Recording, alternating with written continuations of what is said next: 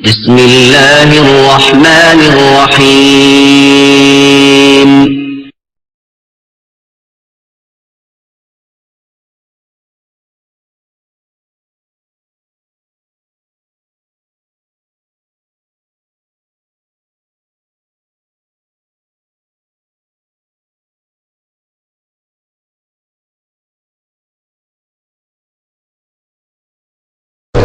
السلام عليكم ورحمة الله وبركاته. إن الحمد لله نحمده ونستعينه ونستغفره ونعوذ بالله من شرور أنفسنا ومن سيئات أعمالنا. من يهده الله فلا مضل له ومن يضلله فلا هادي له وأشهد أن لا إله إلا الله وحده لا شريك له وأشهد أن محمدا عبده ورسوله صلى الله تعالى عليه وعلى آله وصحبه وسلم تسليما كثيرا. يا أيها الذين آمنوا اتقوا الله حق تقاته ولا تموتن إلا وأنتم مسلمون. يا أيها الناس اتقوا ربكم الذي خلقكم من نفس واحدة وخلق منها زوجها وبث منهما رجالا كثيرا ونساء واتقوا الله الذي تساءلون به والأرحم إن الله كان عليكم رقيبا. يا أيها الذين آمنوا اتقوا الله وقولوا قولا سديدا يصلح لكم أعمالكم ويغفر لكم ذنوبكم ومن يطع الله ورسوله فقد فاز فوزا عظيما. أما بعد فإن خير الحديث كتاب الله وخير الهدي هدي محمد صلى الله عليه وسلم وشر الأمور محدثاتها وكل محدثة بدعة وكل بدعة ضلالة وكل ضلالة في النار. أما بعد فقد قال المؤلف رحمه الله تعالى بسم الله الرحمن الرحيم كتاب التوحيد وقول الله تعالى وما خلقت الجن والإنس إلا ليعبدون وقوله ولقد بعثنا في كل أمة رسولا أن اعبدوا الله واجتنبوا الطاغوت وقوله وقضى ربك ألا تعبدوا إلا إياه وبالوالدين إحسانا إلى آخر الآيات وقوله واعبدوا الله ولا تشركوا به شيئا وقوله قل تعالوا أتلوا ما حرم ربكم عليكم ألا تشركوا به شيئا. সম্মানিত ব্রাদারান ইসলাম, আল্লাহ পাক রব্বুল আলামিনের সমস্ত প্রশংসা যে আল্লাহ পাক ওয়াহদাহু লা শারীকা লাহ, যিনি এক ও একক, যিনি আল ওয়াহিদ আল আহাদ আল ফারদুস সামাদ লাম ইয়ালিদ ওয়া লাম ইউলাদ ওয়া লাম ইয়াকুল লাহু কুফুয়ান আহাদ, যার না গুণাবলীতে না কাজে না ইবাদত বন্দেগীতে কোনো শরিক আছে, কোনো শরিক তার নেই। এর নাম হচ্ছে তাওহীদ, এর নাম হচ্ছে আল্লাহ পাকের একত্ব। সালাত এবং সালাম প্রিয় রাসূল সাল্লাল্লাহু আলাইহি সাল্লামের উপর, যিনি সমস্ত আম্বিয়া রসুলগণের মতো তাওহীদ নিয়ে প্রেরিত হয়েছিলেন, যার দাওয়াতের মৌলিক বিষয়বস্তু, প্রথম বিষয় যা আল্লাহ পাক বান্দার উপর প্রথম ফরজ করেছেন, সেই তাওহীদ নিয়ে মুহাম্মদ রাসূলুল্লাহ সাল্লাল্লাহু আলাইহি সাল্লাম আগমন করেছিলেন মানব জাতির উদ্দেশ্যে রাহমাতুল আলামিন হয়ে। আজকে আমরা আমাদের আলোচনা শুরু করব বা দার্স শুরু করব একটি প্রসিদ্ধ কিতাব থেকে, যেই কিতাব দ্বারা অসংখ্য মানুষ কোরআনে কারীমের পরে এবং রাসূলুল্লাহ সাল্লাল্লাহু আলাইহি সাল্লামের হাদিসের পরে অসংখ্য মানুষ এই কিতাব দ্বারা তাওহীদকে জানতে পেরেছে এবং তাওহীদকে সাদরে গ্রহণ করেছে, অন্তর থেকে তাওহীদের বাস্তবায়ন করেছে, আর শিরক বিদআতকে জানতে পেরেছে এই কিতাবের মাধ্যমে, আর তারপরে শিরক বিদআত থেকে সতর্ক হয়েছে এবং অন্যদেরকে সতর্ক করেছে। বরং বহু মানুষ আছে যারা আল্লাহ পাক রব্বুল আলামিনের এই সহি রাস্তার দিকে এসে তারা নিজেরাই শুধু হেদায়েত হয়নি, বরং বহু মানুষ তাদের মাধ্যমে সঠিক পথ পেয়েছে, হেদায়েত পেয়েছে। এই আল্লাহ পাকের খাস রহমত এবং বিশেষ কবুলিয়ত, জনপ্রিয়তা, শত্রুরাও যারা তাওহীদের শত্রু, যারা শিরকের পৃষ্ঠপোষক, তাদের কাছে এরকম ঘটনা আছে যে এই কিতাবের নাম উল্লেখ করা হলে, এই কিতাবের গেলাফ সহ পেশ করা হলে তারা বড়ই গালিগালাজ করেছে, কিন্তু কোনো এক চালাক দিনী ভাই সে গেলাফটাকে ছিঁড়ে নিয়ে এমন পাতা থেকে যেখানে কোনো নাম নিশানা নেই, কার কিতাব না কিতাব, বড় এক বিদাতি মাদ্রাসায় পেশ করেছে, বড় বড় ওস্তাদদের কাছে। তারা পড়াশোনা করার পরে বলছে এই কিতাব পেলে কোথায়, এত সুন্দর কিতাব, এত সুন্দর কিতাব পেলে কোথায়? না বলেন, আপনারা বলেন যে কিতাবটা কেমন, পড়া যাবে না যাবে না? পড়া যাবে মানে এত সুন্দর কিতাব পড়া যাবে না? কার কিতাব বলো, কোথাকার? তখন বলছে ওস্তাদ যাকে গতকালকের দার্সে খুব গালি দিচ্ছিলেন, কাফির আর বেদাতি আর বেদিন বলছিলেন, হ্যাঁ খুব গালমন্দ করছিলেন, ওরই কিতাব। লজ্জিত হয়েছিল ওস্তাদ। এই ঘটনাটি আমি বানিয়ে বলছি না। মক্কাতুল মুকাররমায় একজন বড় আলেম আছেন সিরিয়ার, শেখ মোহাম্মদ জামিল জাইনু হাফেজাহুল্লাহ তাআলা ওয়া শাফাহু, অসুস্থ রয়েছেন বর্তমানে। তো উনি লিখেছেন তার কিতাবে, এই ঘটনাটি ভারতের ঘটনা। তো এই কিতাব লেখক রাহমাতুল্লাহ আলাই শাইখুল ইসলাম মোহাম্মদ বিন আব্দুল ওয়াহাব রাহিমাহুল্লাহ তাআলা, তিনি লিখেছেন আজকে কত হিজরি? 1434 হিজরি। তার জন্ম হচ্ছে 1115 হিজরি, হ্যাঁ, দ্বাদশ শতাব্দী। আর তিনি 100 বছরের বেশি তিনি আয়ু পেয়েছিলেন। আল্লাহ পাক রব্বুল তার আয়ুতে সব দিক থেকে বরকত দিয়েছিলেন। তো তার এই লেখা কিতাব, যা এই আরব জাজিরাতে, আরব উপদ্বীপে লেখা হয়েছে, এবং এই কিতাব দ্বারা যেমন বললাম যে বহু আদম সন্তান উপকৃত হয়েছে, সেই কিতাবের দর্শ আজকে শুরু করব। আজকে প্রথম দর্শ। আমাদের দর্শের তরিকা হবে যে আমরা প্রথম তিনি যা লিখেছেন তার সংক্ষিপ্ত ব্যাখ্যা করে দেব, তর্জমা সহ, ব্যাখ্যা সহ সংক্ষিপ্ত তর্জমা করে দেব, যাতে করে প্রতিদিন একটা করে দর্শ হয়ে যায়। কারণ এখানে সপ্তাহে মাত্র একদিন আলোচনা।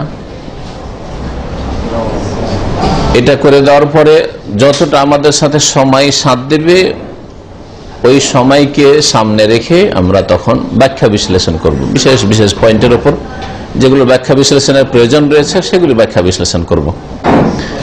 যদি সময় থাকে তাহলে কখনো লম্বা হবে, যদি সময় না থাকে তাহলে কখনো সংক্ষিপ্ত হবে। কিন্তু প্রথম আমরা তরজমা এবং সংক্ষিপ্ত ব্যাখ্যা করে দেব, যাতে করে যার কাছে বেশি সময় নেই শোনার, যার কাছে বেশি হয়তো অবসর নেই, সে কমপক্ষে কিতাবুত তাওহীদের আসল কিতাবটি সংক্ষিপ্ত অর্থ এবং ব্যাখ্যা সহ বুঝে নিতে পারে। এই কিতাবের মৌলিক বিষয়বস্তু এর কিতাব থেকে ফুটে উঠেছে। যেমন লেখক বলছেন বিসমিল্লাহির রহমানির রহিম, কিতাবুত তাওহীদ। সে আল্লাহ পাকের নামে শুরু করছি, যিনি আর রহমান, পরম করুণাময়, আর রহিম, যিনি বড় দয়াবান। কিতাবুত তাওহীদ মানে হাজা কিতাবুত তাওহীদ, এইটি হচ্ছে কিতাবুত তাওহীদ। কোন কোন কপিতে বা কোন কোন ছাপাই আছে কিতাবুত তাওহীদ বা বাবু কিতাবুত তাওহীদ ও কওলিল্লাহি তাআলা, এইভাবে। তো এ হচ্ছে তাওহীদের কিতাব, মানে এমন একটি কিতাব যাতে আল্লাহ পাকের তাওহীদ সম্পর্কে আলোচনা হয়েছে, অন্য কোনো বিষয় নেই। তাওহীদ সম্পর্কে কোন কোন দিক নিয়ে আলোচনা হয়েছে? বিশেষ করে তাওহীদের 3 ভাগের মধ্যে যেই তাওহীদে মুসলিম সমাজেই ভেজাল আছে, যেই তাওহীদ না মানলে আর বাকি অন্যান্য তাওহীদ, মানে আরো দুটো যে তাওহীদের প্রকরণ রয়েছে, কিসিম রয়েছে, সেগুলি মেনে মুমিন মুসলিম হওয়া যায় না। খুব সংক্ষেপে বললে তাওহীদে রুবুবিয়ত আর তাওহীদুল আসমা ওয়াস সিফাত। তাওহীদের রুবুবিয়ত আরব মুশরিকরাও মানত, কিন্তু তারা এই তাওহীদের রুবুবিয়ত, আল্লাহ সৃষ্টিকর্তা, আল্লাহ রিজিক দাতা, আল্লাহ পৃথিবীর নিয়ন্ত্রণ করে, আকাশ থেকে বৃষ্টি আল্লাহ নামায়, এসব বিশ্বাস করেও তারা মুসলিম বলে ঘোষিত হয়নি, মুমিন বলে ঘোষিত হয়নি, বরং কি বলে ঘোষিত হয়েছে? কুল ইয়া আইয়ুহাল কাফিরুন, আল্লাহ কাফের বলে সম্বোধন করেছে তাদেরকে, মুশরিক বলে। ইন্নামাল মুশরিকুনা নাজাস, মুশরিকরা নাপাক, আল্লাহ পাক তাদেরকে। তাহলে আল্লাহকে তারা স্রষ্টা মানত, যে সৃষ্টি আল্লাহ করেছেন, রিজিক দাতা মানত, তারপরে তাদেরকে মুসলিম বলে ঘোষণা করা হয়নি, বরং কাফের মুশরিক বলে ঘোষণা করা হয়েছে। তাওহীদুল আসমা সিফাত, আল্লাহর নাম তারা মানত, আল্লাহকে আল্লাহ বলে তারা ডাকতো। এই জন্য বিসমিল্লাহির রহমানির রহিম মানতে রাজি হয়নি হুদায়বিয়ার সন্ধি কিনতে, কিন্তু বিসমিকা আল্লাহুম্মা বলতো তারা। এটা দিয়ে হুদায়বিয়ার সন্ধি কাফেরদের সাথে নবী করিম সাল্লাল্লাহু আলাইহি ওয়াসাল্লামের লেখা হয়েছিল, তারা এটা মেনেছিল। তাহলে আল্লাহর নাম মানত, আল্লাহর গুণাবলী হয়তো মানত, কিন্তু আল্লাহ পাকের ইবাদতে তারা শিরক করত। আসল বিষয়বস্তু হচ্ছে এই কিতাবের তৌহিদে উলুহিয়াত বা তৌহিদে ইবাদাহ, তৌহিদুল ইবাদাহ বা তৌহিদুল উলুহিয়াত। এবং তৌহিদের পরিপন্থী যতগুলি বিষয় রয়েছে সেগুলি এতে উল্লেখ করা হয়েছে। তৌহিদকে নষ্ট করে, তৌহিদকে দুর্বল করে, তৌহিদকে কমজোর করে দেয়, তৌহিদ কমে যায়, তৌহিদ পূর্ণ হয় না, এইরকম বিপরীত জিনিসগুলো আলোচনা করা হয়েছে। তৌহিদের শাখা প্রশাখা যে বিভিন্ন আছে সেগুলি আলোচনা করা হয়েছে। এ হচ্ছে কিতাবের বিষয়বস্তু, যা সংক্ষেপে বললাম। লেখক বলছেন যে এ হচ্ছে তৌহিদের কিতাব ওয়া কাউলিল্লাহি তাআলা, আর মহান আল্লাহর বাণী। মানে এই কিতাব শুরু করছি বিসমিল্লাহর পরে, তৌহিদের কিতাব আর মহান আল্লাহর এই বাণী দিয়ে।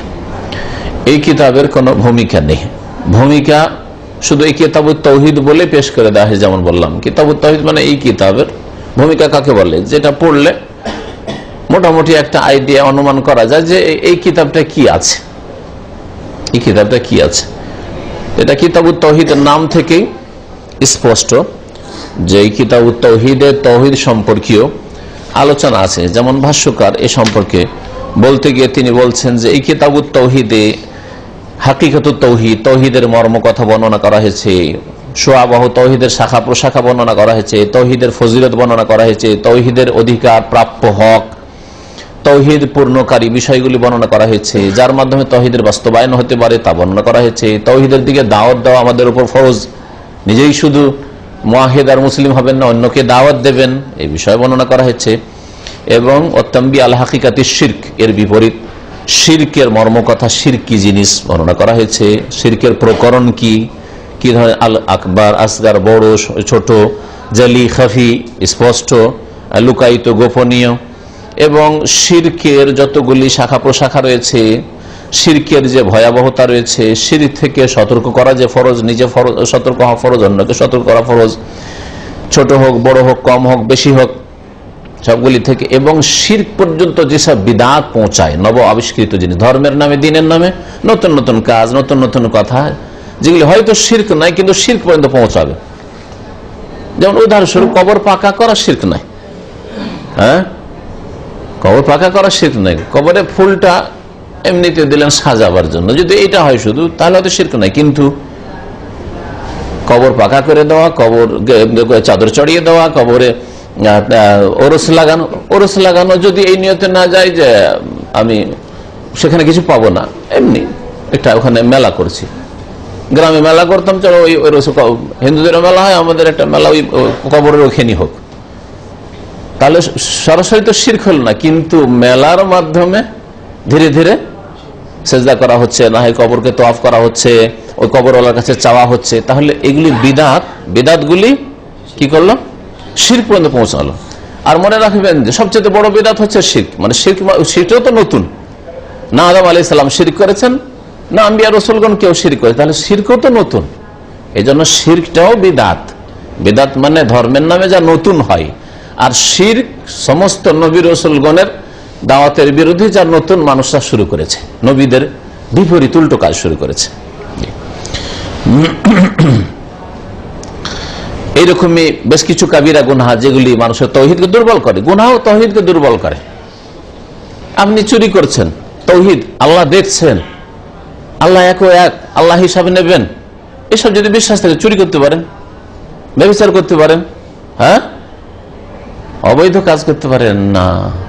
তাহলে বিভিন্ন গুনাহ, যতগুলি গুনাহ আছে এগুলি তৌহিদকে দুর্বল করে ফেলে, এবং তৌহিদ পরিপন্থী বিষয়। তৌহিদ পুরোপুরি নষ্ট না হইলেও অনেকটাই তাতে তৌহিদ দুর্বল হয়ে যায় বা খারাপ হয়ে যায়। এখন সরাসরি আসি কিতাবের ব্যাখ্যার দিকে। মহান আল্লাহর বাণী দিয়ে শুরু করেছে সূরা যারিয়াত আয়াত নম্বর 56, ওমা খালাকতুল জিন্না ওয়াল ইনসা ইল্লা লিয়াবুদুন, আমি জিন এবং মানুষকে সৃষ্টি করেছি একমাত্র আমার ইবাদতের জন্য। আল্লাহ পাক রব্বুল আলামিন ইরশাদ করছেন, আমি জিনকে এবং মানুষকে আমার ইবাদতের জন্য সৃষ্টি করেছি। তাহলে এই আয়াতে আল্লাহ পাক রব্বুল আলামিন মানব জাতিকে, জিন জাতিকে কেন সৃষ্টি করলেন, আর যত আল্লাহ পাকের মখলুকাত সৃষ্টি রয়েছে তার মধ্যে এই দুটো জাতিকে আল্লাহ পাক মুকাল্লাফ বানিয়েছেন, মানে শরীয়ত বহনের দায়িত্ব দিয়েছেন। তাহলে যাদেরকে আল্লাহ পাক শরীয়ত বহনের দায়িত্ব দিয়েছেন, দ্বীন ইসলাম ফরজ করেছেন, তারা হচ্ছে জিন ও মানুষ। আর জিন মানুষ সৃষ্টি করার উদ্দেশ্য হচ্ছে কি, আল্লাহ পাকের ইবাদত করবে আল্লাহ পাক রব্বুল আলামিনের জমিনে। আর যখন এই উদ্দেশ্যে আল্লাহ পাক রব্বুল আলামিন সৃষ্টি করেছেন, তাহলে এটা হচ্ছে সবচেয়ে বড় ফরজ। লিয়াবুদুন, ইবাদতের মৌলিক বিষয় হচ্ছে আল্লাহকে এক জেনে, এক মেনে, একত্ব প্রতিষ্ঠা করা, তাওহীদ, যার নাম তাওহীদ। তাহলে এই জন্য তাফসীর কারগণ বলছে লিয়াবুদুন মানে লিয়াওয়াহিদুন, সালাফে সালেহিন থেকে তাফসীর চলে আসছে। আমার একত্ব প্রতিষ্ঠার জন্য, আমাকে একক সাব্যস্ত করে তার বাস্তবায়নের জন্য আমি মানুষকে সৃষ্টি করেছি। ওয়াকাউলিহি, আর মহান আল্লাহ এই বাণী সম্পর্কে এই অধ্যায়, ওয়ালাকাদ বাআসনা ফি কুল্লি উম্মাতির রাসূলা, আর নিঃসন্দেহে আমি প্রত্যেক জাতিতে একজন করে রাসূল পাঠিয়েছি, আনে আবুদুল্লাহ, এই নির্দেশ দিয়ে, রাসূলকে নির্দেশ দিয়েছি যে তুমি তোমার উম্মতকে, জাতিকে বলো যে তোমরা আল্লাহর ইবাদত করো, ওয়াজতানিবুত তাগুত, আল্লাহর ইবাদত করো আর তাগুত থেকে বেঁচে থাকো। আল্লাহ ছাড়া অন্যের ইবাদত থেকে আল্লাহর কিছু হক পুরো না হইলেও একটি হক, একাধিক হক আল্লাহ ছাড়া অন্যকে দিয়ে দেওয়া, এটা হচ্ছে তাগুতের পূজা করা, এর থেকে বেঁচে থাকো। এই আয়াতে আল্লাহ পাক রব্বুল আলামিন নবী রাসূলগণকে পাঠাবার গরজ, উদ্দেশ্য বর্ণনা করেছেন। আগের আয়াতে যেমন ছিল মানুষ জিনকে সৃষ্টি করার উদ্দেশ্য হচ্ছে তাওহীদ প্রতিষ্ঠা করা, তাহলে তাওহীদ হচ্ছে মানব জাতির ওপর, জিন জাতির প্রথম ফরজ। আর এই আয়াতে আল্লাহ পাক রব্বুল আলামিন রাসূল নবীকে পাঠিয়েছেন, প্রত্যেক নবী রাসূলকে, ফি কুল্লি উম্মাতিন, প্রত্যেক জাতিকে। এমন কোন জাতিকে অন্ধকারে আল্লাহ রেখে দেননি, জানার সুযোগই পায়নি, না, জানার সুযোগ পেয়েছে। আল্লাহ বলছেন ওমা কুন্না মুআযযিবিনা হাত্তা নাবাসা রাসূলা, যতক্ষণ পর্যন্ত আমি কোন রাসূল না পাঠিয়ে সতর্ক করব, কোন জাতিকে আযাবই দেব না, শাস্তি দেব না। প্রত্যেক উম্মতে আল্লাহ রাসূল পাঠিয়েছেন, আর রাসূল প্রেরণের উদ্দেশ্য হচ্ছে যে একমাত্র আল্লাহর ইবাদত করবে আর তাগুত থেকে, মানে সমস্ত রকমের শিরক থেকে বেঁচে থাকবে। তাগুত, আল্লাহ পাক রব্বুল ইবাদতে যদি শিরক হয় সেটাও তাগুতের পূজা। আল্লাহ পাক রব্বুল আলামিনের আদেশ নিষেধ যদি বাস্তবায়ন না করে, মানুষের তৈরি করো আদেশ নিষেধের বাস্তবায়ন হয়, যার মানব রচিত বিধান, সেটাও তাগুত। আর শয়তান আরেক তাগুত, সেও শয়তান আনুগত্য করে, শয়তান যে ওয়াসওয়াসা কুমন্ত্রণা দেয় খারাপ কাজের জন্য, সেই মোতাবেক করলে সে তাগুতের পূজা করলো, তাগুতের অনুসরণ করলো। এই জন্য তো ইব্রাহিম আলাইহিস সালাম বলেছিলেন বাপকে, ইয়া আবাতি লা তা'বুদিশ শয়তান, হে আব্বা শয়তানের পূজা করিয়েন না, শয়তান ও তাগুত। সূরা নাহলের আয়াত নম্বর 36। তারপরে এখানে 5টি আয়াত উল্লেখ করা হয়েছে। আয়াতগুলি এক একটি আয়াত সম্পর্কে যদি আলোচনা করা যায় তাহলে এক একটা আলোচনা হবে। আমি সংক্ষেপে সারছি, আর আমার বিগত অনেকগুলি আলোচনা এরকম আছে যে একটা আয়াতের উপরে 1 ঘন্টা 1.5 ঘন্টার বক্তব্য আছে। যেমন সামনের যে আয়াত আসছে, আল্লাহ পাক ইরশাদ করেছেন ওয়াকাদা রাব্বুকা আল্লা তা'বুদু ইল্লা ইয়্যাহু ওয়া বিল ওয়ালিদাইনি ইহসানা। আল আয়াত, লেখক বলছেন আল আয়াত মানে বেশ কিছু আয়াত এখানে রয়েছে। ওয়াকাদা রাব্বুকা, হে নবী তোমার প্রতিপালক নির্দেশ দান করেছেন। আল্লাহ পাকের ফয়সালা, কাজা ইয়াকজি মানে ফয়সালা করে, সিদ্ধান্ত, চূড়ান্ত ফয়সালা, চূড়ান্ত নির্দেশ। কাজার মানে সিদ্ধান্ত, কাজার মানে ফয়সালা, কাজার মানে আদেশ, এসব মানে হয়ে থাকে। আল্লাহ পাক রব্বুল আলামিন, হে নবী তোমার রব তিনি নির্দেশ দান করেছেন আল্লাহ তা'বুদু, তোমরা ইবাদত বন্দেগী করবে না। আস্তে আস্তে রাখবেন, পরে আসে এইভাবে করতে হবে না, আস্তে আস্তে রাখবেন।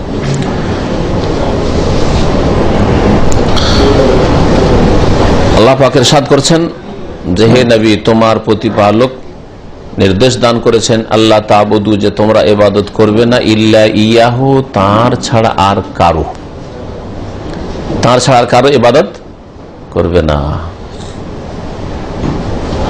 তাহলে এটি হচ্ছে তাওহীদ। অন্য কারো ইবাদত করবে না, সবকে না করো, অস্বীকার করো, আর ইবাদত কার করো? এক আল্লাহর করো, এক তাওহীদ, এর নাম হচ্ছে তাওহীদ। এটাও তাওহীদের কথা দিয়ে আল্লাহ পাক শুরু করেছেন। আর আল্লাহ পাকের হক হচ্ছে সবচেয়ে বড় হক, এজন্য প্রথম নম্বরে বর্ণনা করেছেন। তারপরে আল্লাহ বলছেন ওয়াবিল ওয়ালিদাইন ইহসানা, আর মাতা পিতার সাথে সদ্ব্যবহার করো, সদাচরণ করো। মাতা পিতার মাধ্যমে আল্লাহ পাক ইহসান করেছেন। মাতা পিতা তোমার উপর বড় ইহসান করেছে। আল্লাহ পাকের যদি সৃষ্টির ইহসান থাকে, আর অবশ্যই সৃষ্টির ইহসান আল্লাহ পাক রব্বুল আলামিনের, রিজিক দেওয়ার ইহসান, সমস্ত ইহসান আল্লাহ পাক রব্বুল আলামিনের, অনুগ্রহ আল্লাহ পাকের। তো মা বাবার অনুগ্রহ ইহসান হচ্ছে আপনার উপর, আমার উপর, আপনার অস্তিত্বে আসার ক্ষেত্রে। মা বাবার মাধ্যমে আপনি অস্তিত্বে এসেছেন, তাহলে আপনার কোনো অস্তিত্ব ছিল না। আল্লাহ পাক মাতা পিতার মাধ্যমে আপনাকে অস্তিত্বে নিয়ে এসেছেন। এই জন্য আল্লাহ পাকের পরে কার হক? মাতা পিতার হক। প্রথম কার হক? আল্লাহ পাকের হক। তাহলে বোঝা গেল যে বান্দার উপর প্রথম হক, প্রথম ফরজ হচ্ছে আল্লাহর ইবাদত করা, নামাজ পড়া। তার আগে তাওহীদ বিশ্বাস করা, শিরক মুক্ত হওয়া, অন্তরকে, কথাকে, কাজকে শিরক মুক্ত করা, তাওহীদি মুসলিম হওয়া। আর 2 নম্বর ফরজ হচ্ছে মানুষের ক্ষেত্রে মাতা পিতার সাথে সদ্ব্যবহার করা। যেমন ব্যবহার লাগে মা বাবার সাথে, যেমন আপনার পক্ষে সম্ভব তেমনটা করবে। কেউ পয়সা দিয়ে করছেন, কেউ কথা দিয়ে করছেন, অভাবী ছেলে ভালো কথা দিয়ে করছে, খেদমত সামনে থেকে খেদমত করছে, পয়সা দিতে পারে না, আপনি পয়সা দিতে পারছেন 5000 কিলোমিটার দূর থেকে, কিন্তু আর আরেক ভাই হয়তো আপনার বাপ মাকে হাসপাতালে নিয়ে যাচ্ছে চিকিৎসার জন্য, খেদমত করে দিচ্ছে, গোসলের পানি দিচ্ছে, হাট বাজার করে দিচ্ছে। যেইভাবে সদ্ব্যবহার করা সম্ভব কথা কাজের মাধ্যমে মাতা পিতার সাথে সদ্ব্যবহার করা। সূরা বনি ইসরাইল, সূরাতুল ইসরা, এর আয়াত নম্বর 22 থেকে নিয়ে 39 পর্যন্ত, 22 থেকে নিয়ে 39 পর্যন্ত, এতে অনেকগুলি আল্লাহ পাক রব্বুল আলামিনের আদেশ নিষেধ রয়েছে। তারপরের আয়াত 4 নম্বর আয়াত, যাতে আল্লাহ পাক ইরশাদ করেছেন সূরা নিসার আয়াত নম্বর 36, এটি ওয়া কওলিহি, মহান আল্লাহর বাণী, ওয়াবুদুল্লাহ ওয়া লা তুশরিকু বিহি শাইআ, আল্লাহ পাকের ইবাদত করো আর আল্লাহ পাকের সাথে কোনো কিছুকে শরীক করিও না। এখন আল্লাহ পাকের ইবাদত করতে বলা হয়েছে আর শিরক মুক্ত হইতে বলা হয়েছে। কাউকে অংশীদার না বানিয়ে এক আল্লাহর ইবাদত করা, এর নাম হচ্ছে তাওহীদ। এতেও আল্লাহ পাকের প্রথম হুকুম হচ্ছে তাওহীদ প্রতিষ্ঠা করা, যদি এতে এছাড়াও আরো অনেকগুলি হুকুম রয়েছে। ওয়া কওলিহি, মহান আল্লাহর বাণী, কুল, হে নবী বলো, তাআলাউ, এসো তোমরা, আতলু মা হারামা রাব্বুকুম, তোমাদেরকে পড়ে শুনিয়ে দিই যা তোমাদের প্রতিপালক হারাম করেছেন ওই বিষয়গুলি, আলাইকুম, তোমাদের ওপর। প্রথম যে বিষয়টি আল্লাহ পাক হারাম করেছেন সেটা হচ্ছে শিরক করা। তাই আল্লাহ তুশরিকু বিহি শাইআ, তার সাথে কোনো কিছুকে শরীক করিও না। সূরা আনামের আয়াত নম্বর 151। আল আয়াত, কয়েকটি আয়াত রয়েছে, মানে 151 থেকে 153 পর্যন্ত, এই 3টি 51, 52, 53 এই আয়াতগুলিতে রয়েছে। এই যে আয়াতগুলি 5টি পেশ করা হলো, তার শেষের 3টি আয়াত সম্পর্কে বিশেষ করে বলি। মনে রাখবেন যে এই একটি আয়াতে বেশ কিছু বিষয় উল্লেখ করা হয়েছে। যেমন সূরা বনি ইসরাইলের আয়াত নম্বর 22 থেকে শুরু করে 39 পর্যন্ত 18টি আয়াত কাছাকাছি, এর মধ্যে আল্লাহ পাক বর্ণনা করেছেন 18টি বিষয়। শাইখুল ইসলাম আহমদ আব্দুর রহমতুল্লাহ বলছেন এতে রয়েছে 18টি মাসাইল রয়েছে, 18টি মাসাইল, 18টি বিধিবিধান আল্লাহ পাক রব্বুল আলামিনের আদেশ নিষেধ। শুরু করেছেন আল্লাহ পাক রব্বুল আলামিন তাওহীদ দিয়ে, শিরক মুক্ত হও, তাওহীদ প্রতিষ্ঠা করো, আর শেষও করেছেন, সমাপ্ত করেছেন আবার ওই কথা পুনরায় স্মরণ করিয়ে দিয়ে যে আল্লাহর সাথে কাউকে শিরক করবে না। লা তাজআল মা আল্লাহি ইলাহান আখার ফাতাকউদা মাজমুমান মাখজুলা, এই দিয়ে শুরু করেছে লা তাজাল মা আল্লাহ ইলাহান আখার, আল্লাহর সাথে অন্য কোন ইলাহ সাব্যস্ত করিও না, না হলে তুমি মাজমুম নিন্দনীয়, মখজুল আর লাঞ্ছিত অপদস্থ হয়ে জীবনযাপন করবে। ফাতাকউদা মাজমুমান মাখজুলা, এই আয়াত দিয়ে আল্লাহ পাক শুরু করে। তারপরে আয়াত হচ্ছে ওয়াকাদা রাব্বুকা আল্লা তা'বুদু, যেটা এখানে উল্লেখ করা হয়েছে ইল্লা ইয়্যাহু, ওয়াকাদা রাব্বুকা আল্লা তা'বুদু ইল্লা ইয়্যাহু, তারপরের আয়াত শেষ করেছেন আল্লাহ পাক রব্বুল আলামিন এই আয়াতগুলি 18টি বিষয় উল্লেখ করে লা তাজআল মা আল্লাহ ইলাহান আখার ফাতুলকা ফি জাহান্নামা মালুমান মাদহুরা, আল্লাহর সাথে অন্য ইলাহ সাব্যস্ত করিও না, না হলে ফাতুল জাহান্নাম, না হলে জাহান্নামে নিক্ষেপ করা হবে তোমাকে মালুমান, ধিক্কৃত করে, তিরস্কৃত করে, মালামত মানে তিরস্কার, মাদহুরা আর আল্লাহর দয়া থেকে বঞ্চিত করে, বিতাড়িত করে, আল্লাহর রহমত থেকে বিতাড়িত, চিরকালের জন্য জাহান্নামে থাকতে হবে শিরক করে যদি মারা যাও। তাহলে কিভাবে আল্লাহ পাক সতর্ক করেছেন। এই আয়াতগুলির তাফসীর আপনাদেরকে উপদেশ দেব যে আপনারা নিজেরা বাংলা থেকে পড়ে নেবেন এবং বুঝে পড়বেন যে আল্লাহ পাক কি বিধিবিধানগুলি এতে উল্লেখ করেছেন। শুরু করেছেন তাওহীদ দিয়ে আর শিরক দিয়ে, আর শেষ করেছেন তাওহীদ শিরক, শিরক থেকে সতর্ক করা, তাওহীদ প্রতিষ্ঠা করা। সূরা আন-নাসর আয়াত নম্বর 36, এতে 10টি রয়েছে, 10টি হুকুক বলা হয়েছে। এই আয়াতটিকে বলা হয়েছে আল হুকুকুল আশারা, আয়াতুল হুকুকুল আশারা, 10টি অধিকার বা প্রাপ্য বিশিষ্ট আয়াত। মোহাম্মদ আব্দুর রহমাতুল্লাহ আলাইহি তার কিতাবে বিষয়টি উল্লেখ করেছেন যে এতে 10টি কি রয়েছে, অধিকারের কথা রয়েছে, আল্লাহ পাকের অধিকার। ওয়াবুদুল্লাহ ওয়া লা তুশরিকু বিহি শাইআন ওয়াবিল ওয়ালিদাইনি ইহসানা ওয়াবিযিল কুরবা ওয়াল ইয়াতামা ওয়াল মাসাকিন ওয়াল জারি যিল কুরবা ওয়াল জারিল জুনুব ওয়াস সাহিবিল জানবি ওয়া ইবনিস সাবিল ওয়া মালাকাত আইমানুকুম, 10টি বিষয়। ব্যাখ্যা সবগুলি করব না, কারণ আসল বিষয় হচ্ছে তাওহীদ। আর আগে বলেছি যে কিতাব আসল সংক্ষিপ্ত ব্যাখ্যা করে চলে যাব, আর তারপরে যতদূর সম্ভব হয় পরে আমরা বিস্তারিত কিছু কথা পেশ করব সময় থাকলে। আপনারা এই আয়াতগুলি প্রতিটি তাফসীর, এই একটি আয়াতে 10টি আল্লাহ পাকের পক্ষ থেকে আপনার ওপর যে হক প্রাপ্য আল্লাহ পাকের, অন্য কোনো মানুষের এই প্রাপ্যগুলি রয়েছে, বিভিন্ন লোকের হক আপনার সাথে জড়িত রয়েছে, আপনার কাছে পাবে, আল্লাহ পাবেন, হ্যাঁ, রাসূল পাবেন, বাপ মা পাবেন, আত্মীয় স্বজন পাবে, হ্যাঁ, ইত্যাদি ইত্যাদি, পাশের লোক পাবে, রুমমেট পাবে, কোম্পানির চাকরির সঙ্গী পাবে, এই যে পাশে বসে আছে, বাসে ট্রেনে এরোপ্লেনে বসে আছে, ও আপনার কাছে কিছু হক পাবে, আপনি তার কাছে পাবেন। এই সবগুলো উল্লেখ করা হয়েছে, আমার এর উপর বিস্তারিত আলোচনা আছে। আর শেষ আয়াত, পঞ্চম আয়াত, যাতে 3টি আয়াত রয়েছে সূরা আন-নাম 151 থেকে 153 পর্যন্ত বললাম। এতে আল্লাহ পাক শুরু করেছেন সবচেয়ে বড় অপরাধ শিরক দিয়ে, যা আল্লাহ পাক সবচেয়ে বড় হারাম বলে ঘোষণা করেছেন। তাআলাও, তোমরা আসো পড়ে শোনাই, আতলু, আমি পড়ে শোনাই। নবীকে আল্লাহ বলছেন তুমি এই কথা বলো মানব জাতিকে, তোমাদেরকে তেলাওয়াত করে শোনাচ্ছি, পড়ে পাঠ করে শোনাচ্ছি। মাহারামার ওই বিষয়গুলি যেগুলি তোমাদের রব হারাম করেছেন, তার মধ্যে প্রথম বিষয় যেটা আল্লাহ পাক হারাম করেছে সেটা হচ্ছে শিরিক করা। তাই আল্লাহ তুশরিকু বিহি শাইআন, আল্লাহর সাথে কাউকে বা কোনো কিছুকে শরীক করিও না,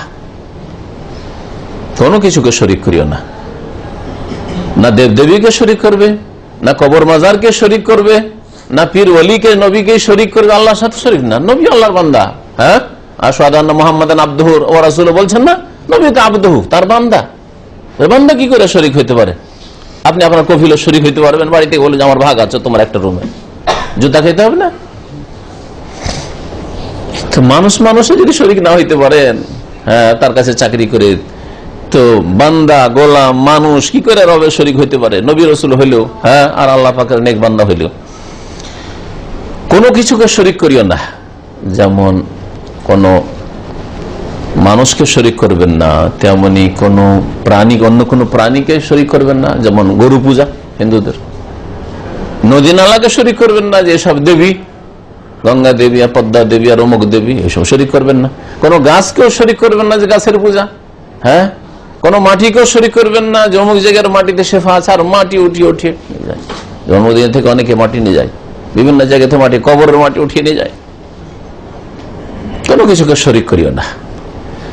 কোনো কিছুকে শরীক করিও না। আর তারপরে আল্লাহ পাক রব্বুল আরো 9টি বিষয়, মোট 10টি বিষয় আল্লাহ পাক উল্লেখ করেছেন এই 3টি আয়াতের মধ্যে। এই আয়াতটিকে, 5 নম্বর আয়াত, এই আয়াতটিকে বলা হয় আয়াতুল ওয়াসায়া আল আশারা, 10টি আল্লাহ পাকের ওসিয়ত উপদেশ বিশিষ্ট আয়াত। কেন ওসিয়ত বলেছেন তাফসীর কারগণ বা উলামায়ে কেরাম বা তাওহীদের উলামায়ে কেরাম, আকীদার উলামায়ে কেরামরা? কারণ এই আয়াতগুলিতে 3বার করে আল্লাহ বলছে যালিকুম ওয়াসাকুম বিহি, এই আল্লাহ পাকের ওসিয়ত উপদেশ, এই হচ্ছে আল্লাহ পাকের উপদেশ।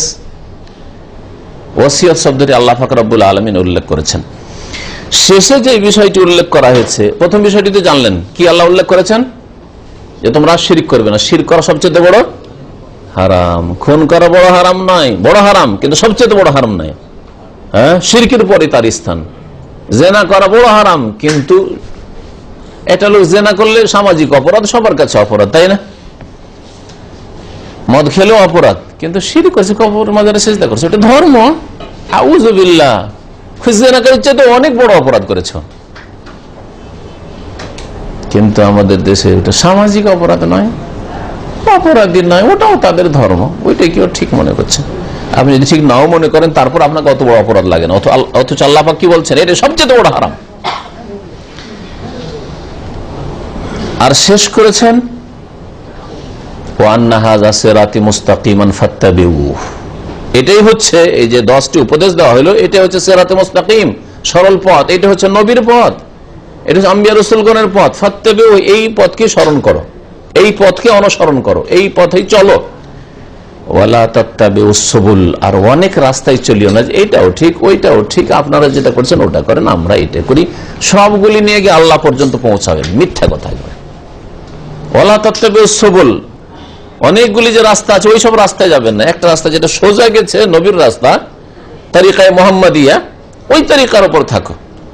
চিশতিয়া তরিকাও ঠিক আছে, সাবেরিয়াও ঠিক আছে, মুজাদ্দিদিয়াও ঠিক আছে, আর কাদেরিয়াও ঠিক আছে, নকশবন্দিয়াও ঠিক আছে, রফাইয়াও ঠিক আছে। না, এত রাস্তা নেই, আল্লাহ তো নিষেধ করছেন ওয়ালা তাত্তাবিউস সুবুল, এই সুবুল এতগুলি রাস্তার অনুসরণ করিও না, খবরদার। যদি এই কাজ করো ফাতাফাররাকা বিকুম আন সাবিলিহি, তাহলে আল্লাহ পাকের রাস্তা থেকে তোমাদেরকে বিচ্ছিন্ন করে অনেক দূরে নিয়ে চলে যাবে, বিচ্ছিন্ন করে নিয়ে চলে যাবে। তাহলে বোঝা গেল যে তরিকায়ে মুহাম্মাদিয়া ছাড়া, সাল্লাল্লাহু আলাইহি ওয়াসাল্লাম মুহাম্মদ রাসূলুল্লাহ সাল্লাল্লাহু আলাইহি ওয়াসাল্লামের রাস্তা ছাড়া, তরিকা অন্য কোন তরিকায় চললে আসল রাস্তা হারিয়ে ফেলবে। আর যারা শিরক করেছে ধর্মের নামে, যারা বিদআত করেছে, নতুন নতুন কাজ, অসুবিধাটা কি? মানা আছে, অসুবিধা কি? নিষেধ আছে? এবার খেয়াল করুন, নবী করুক আর না করুক, বা কাজটা তো ভালো, অসুবিধাটা কি? কোথায় নিষেধ আছে বলেন তো দেখি? তারাকে শয়তান বিভিন্ন রাস্তা দিয়ে অন্য রাস্তায় নিয়ে চলে গেছে। তাহলে শেষ আল্লাহ পাক করেছেন কি দিয়ে? সুন্নাত বিদআতের কথা দিয়ে। আর শুরু করেছেন আল্লাহ পাক রব্বুল আলামিন তাওহীদ দিয়ে, তাওহীদ শিরক দিয়ে। তাহলে সুন্নাত প্রতিষ্ঠা করা, তাওহীদ প্রতিষ্ঠা করা বড়ই গুরুত্বপূর্ণ বিষয় আপনার জীবনে। আর শিরক আর বিদআত থেকে বেঁচে থাকা বড়ই গুরুত্বপূর্ণ বিষয়। আপনি যদি নামাজও 5 ওয়াক্ত পড়েন আর শিরক থেকে না বেঁচে থাকেন, তো আমল কাজে আসবে না, সবগুলি বরবাদ, ডেলি বরবাদ হয়ে যাচ্ছে, ধ্বংস হয়ে যাচ্ছে। আপনি যদি নামাজ রোজা করেন আর যদি বিদআত করেন, তাহলে প্রত্যেকটা ইবাদত বন্দেগীতে, নামাজ রোজা হজ যাকাতে যদি বিদআত থাকে, তো আমলটা কবুলই হয় না। তাহলে আমল করে কিছু পাচ্ছেন না আপনি। এই জন্য আল্লাহ পাক রব্বুল এই আয়াতগুলিতে এইভাবে উল্লেখ করেছেন। তারপর আব্দুল্লাহ বিন মাসউদ রাদিয়াল্লাহু তাআলা আনহুমা সূরা আনামের এই 3টি আয়াত সম্পর্কে যা বলেছেন তা লেখক উল্লেখ করছেন। কালা ইবনে মাসউদ রাদিয়াল্লাহু তাআলা বলছেন, মান আরাদা আন ইয়ানজুরা ইলা ওসিয়াতে মুহাম্মাদিন সাল্লাল্লাহু আলাইহি ওয়াসাল্লাম, কেউ যদি মুহাম্মদ সাল্লাল্লাহু আলাইহি ওয়াসাল্লামের ওসিয়ত উপদেশ দেখতে চায়, আল্লাতী আলাইহা খাতামাহু, যার উপর রাসূলুল্লাহ সাল্লাল্লাহু আলাইহি ওয়াসাল্লামের স্ট্যাম্প রয়েছে, মোহর রয়েছে, ফালিয়াকরা কাওলাহু তাআলা, তাহলে সে যেন আল্লাহ পাকের এই বাণীটা ভালো করে পড়ে। পড়ে মানে তেলাওয়াত করলে হবে কি? আমাদের দেশের মানুষরা তো কোরআন পড়া মানে বুঝে যে শুধু তেলাওয়াত করা। তো যেই ব্যক্তি আল্লাহ পাকের রসুলের ওসিয়ত দেখতে চায়, যার উপর রসুলের স্ট্যাম্প আছে, সে যেন এই আয়াতটা পড়ে। তো তেলাওয়াত করে কিছু পাবেন, কিছু বুঝবেন।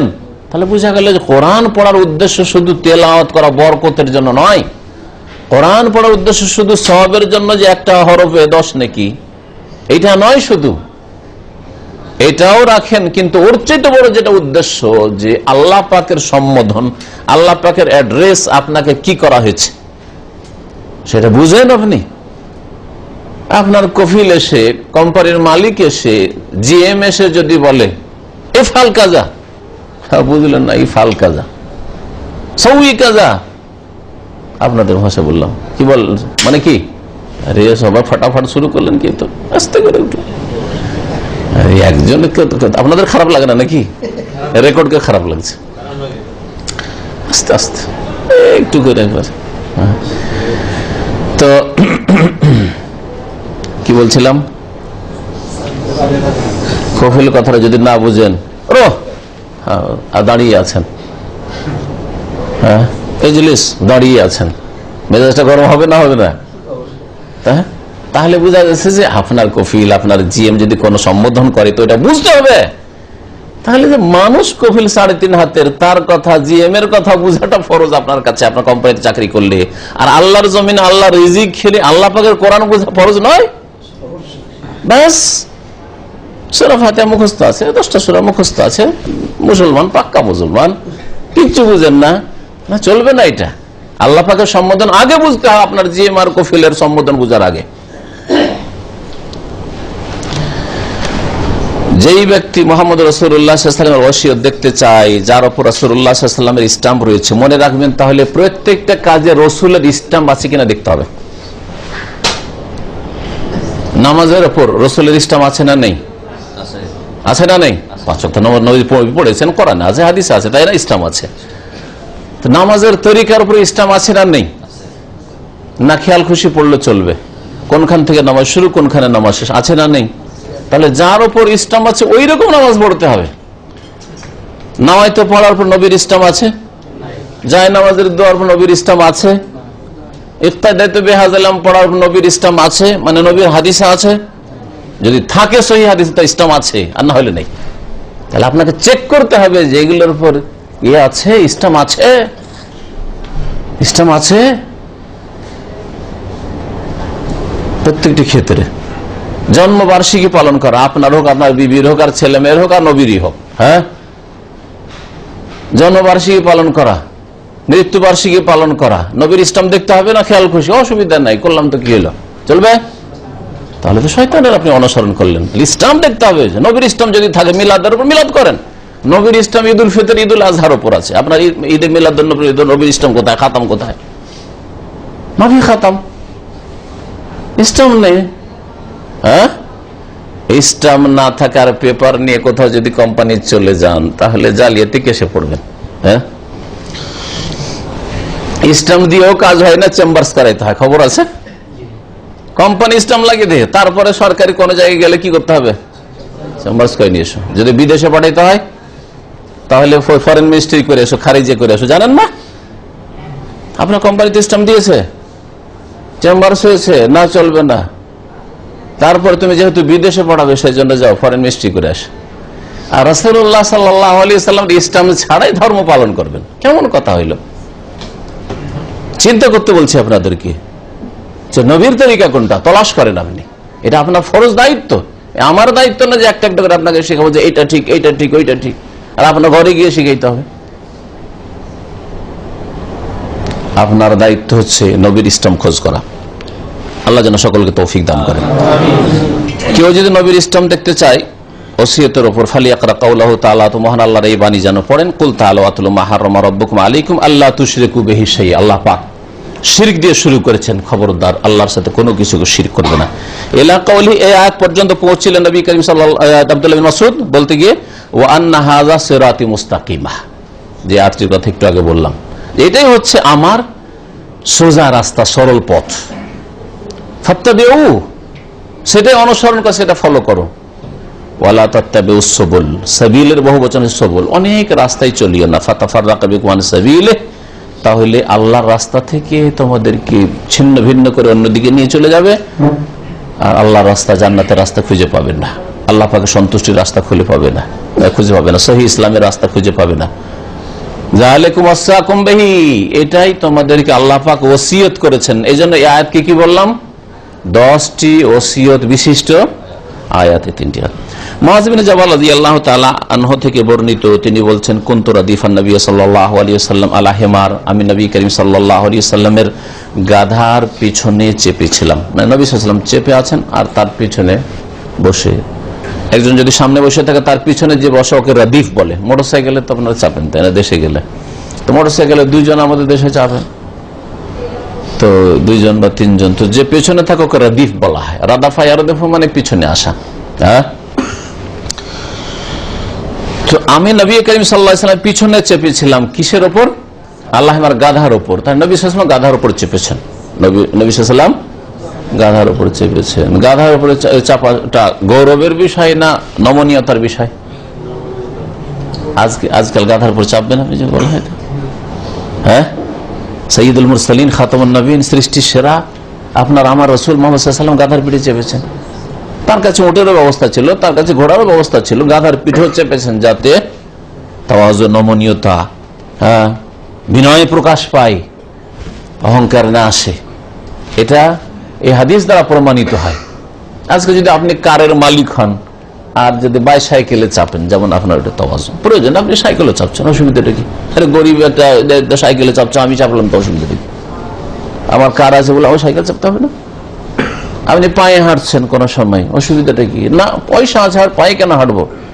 আরে 5 মিনিটের রাস্তা, তারপর অসুবিধা না, 10 টাকা দিলাম, ট্যাক্সিতে চাপলাম না, মাঝে মাঝে হাঁটলাম, মাঝে মাঝে সাইকেলে চাপলাম। এটা হচ্ছে তাওয়াজু, আপনার নমনীয়তা। নিজেকে আপনি বড় মনে করেন, অহংকারী নন, অন্তরে আপনার অহংকার নেই। অন্তর অহংকার থাকলে কাজে কথায় প্রকাশ পায় মানুষের। ফাকাল আল্লি, তারপরে নবী করিম সাল্লাল্লাহু আলাইহি ওয়াসাল্লাম মুআযকে বললেন, মুআয বলছেন আমাকে বললেন, ইয়া মুআয, হে মুআয, আতাদরি, তুমি কি জানো, মা হাক্কুল্লাহ আলাল ইবাদ, বান্দার উপর আল্লাহর হক কি, আল্লাহর প্রাপ্য, আল্লাহর অধিকার কি? ওয়া মা হাক্কুল ইবাদ আলাল্লাহ, আর বান্দার হক আল্লাহর উপরই বাকি। আল্লাহ আমাদের কাছ থেকে কি পাবেন, তার প্রাপ্য কি, আর আমরা আল্লাহর কাছ থেকে কি প্রাপ্য পাবো? আমরা কিছু আল্লাহর করে রেখেছি বলে পাবো না, বরং আল্লাহ পাক রব্বুল আলামিন তার অনুগ্রহ পূর্বক নিজের ওপর এই হক ইহসান করে গ্রহণ করেছেন। ফাকুলতু, আমি বললাম, আল্লাহু ওয়া রাসূলুহু আ'লাম, আল্লাহ এবং তার রাসূল সাল্লাল্লাহু আলাইহি ওয়াসাল্লাম বেশি জানেন। নবী করিম সাল্লাল্লাহু আলাইহি ওয়াসাল্লাম জীবদ্দশায় সাহাবায়ে কেরামরা এইরকমই বলতেন, কিন্তু পরবর্তীকালে সাহাবায়ে কেরামদের পরে নবী সাল্লাল্লাহু আলাইহি ওয়াসাল্লাম ইন্তেকালের পরে আল্লাহু ওয়া রাসূলুহু আ'লাম বলার তরিকা আর নেই, কারণ নবী সাল্লাল্লাহু আলাইহি ওয়াসাল্লাম দুনিয়া থেকে বিদায় নিয়েছেন। যদি এটাকে বলেন, না এটা কেমন কথা হইল, হাদিস আছে আমিও বলবো, আপনাকে কেউ জিজ্ঞাসা করছে, বলেন আজকে কি হয়েছে, কিছু বলতে পারেন? কি বলবেন আপনি? হ্যাঁ, আল্লাহ আ'লাম বা আল্লাহ ভালো জানেন। যদি কেউ বলে আল্লাহ রসুল ভালো জানেন, যেমন আমাদের দেশের অধিকাংশ মূর্খ, আল্লাহ রসুল ভালোই রেখেছেন। কেমন আছেন ভাই? বলছে আল্লাহ রসুল ভালোই রেখেছেন। আরে আল্লাহ রসুল দুজনে ভালো রেখেছেন? হ্যাঁ, না আল্লাহ ভালো রেখেছেন, রসুল আবার ভালো রাখতে পারেন, ভালো মন্দ। তাহলে রসুল তো নিজের নাতি হোসেনকে ভালো রাখতেন, হ্যাঁ, এইরকম দুর্ঘটনা ঘটতই না। আল্লাহ ভালো রেখেছেন, হ্যাঁ, কি বলবেন? আল্লাহর কথা আমাদের দেশের এটা একটা শিরক, কথার শিরক, বিশ্বাসে থাকা না, কথার শিরক। কেমন আছেন? আল্লাহ রসুল ভালো রেখেছেন, বড় শিরক। তো নবী করিম সাল্লাল্লাহু আলাইহি ওয়াসাল্লাম ইন্তেকালের পরে যদি কেউ বলে যে হাদিসে আসছে মুআয বলেছেন আল্লাহ ওয়া রাসূল আ'লাম, আমি আল্লাহ ওয়া রাসূল আ'লাম বলবো, আপনি আবার কেন বলছেন যে এটা ঠিক নাই? তো তাকে বলবেন যে আপনার চাইতে বেশি বুঝেছেন সালাফে সালেহিন, সাহাবায়ে কেরাম, তাবেঈন, তাবা তাবেঈন, মুফাসসিরিন। তাফসীরের কিতাবাদিতে আলিফ লাম মিম, আলিফ লাম রা, কাফ, এই শব্দগুলি বা এই অক্ষরগুলির কোন অনুবাদ না করে তাফসীর কারগণ কি বলছেন? তাফসীর কিতাব পড়বেন। আমাদের দেশের মাদ্রাসাগুলিতে আলিয়া হোক আর কওমি হোক জালালাইন পড়া হয়। হ্যাঁ, জালালাইন কি লিখেছেন? আল্লামা সয়ুতি, আল্লাহু আ'লাম বিমুরাদিহি, আল্লাহ এর উদ্দেশ্য ভালো জানেন। তিনি কি হাদিস জানতেন না? তিনি যদি লিখতেন আল্লাহু ওয়া রাসূলুহু আ'লাম, লেখেননি, তিনি আল্লাহু আ'লাম লিখেছেন। নবী সাল্লাল্লাহু আলাইহি ওয়াসাল্লাম ইন্তেকালের পরে আর রাসূল বেশি জানেন এই কথা বলবেন না। নবী সাল্লাল্লাহু আলাইহি ওয়াসাল্লাম বেঁচে থাকাকালীন হ্যাঁ ওহী নাযিল হচ্ছে, হ্যাঁ, সবার চাইতে বেশি রাসূল জানেন, আল্লাহ পাক জানেন, রাসূল জানেন, আর তার জীবদ্দশায় রাসূলের কথা বলতেন। কিন্তু নবী সাল্লাল্লাহু আলাইহি ওয়াসাল্লাম ইন্তেকালের পরে যদি কোনো ব্যাপারে বলেন যে আপনার হয়তো জানা নাই, তো জানি না না বললে যদি বলেন আল্লাহ আলাম, আল্লাহ ভালো জান।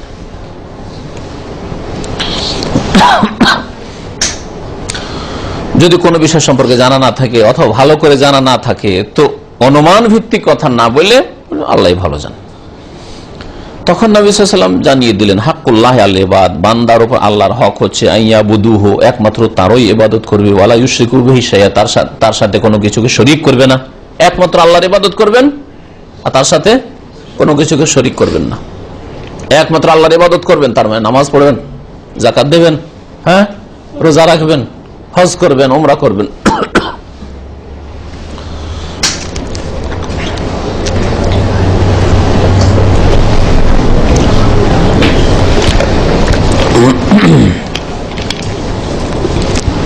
ইতিবাচক পজিটিভ থাকতে হবে মধ্যে, আর নেগেটিভও থাকতে হবে। পজিটিভ কি? যেগুলো আল্লাহ করতে বলেছেন করবেন, আইয়াবুদু, আল্লাহর ইবাদত করবেন, যা করতে বলেছেন করবেন, ওয়ালা ইউশরিকু বিহি, শিরক করবেন না। নেগেটিভ, নেগেটিভও থাকতে হবে।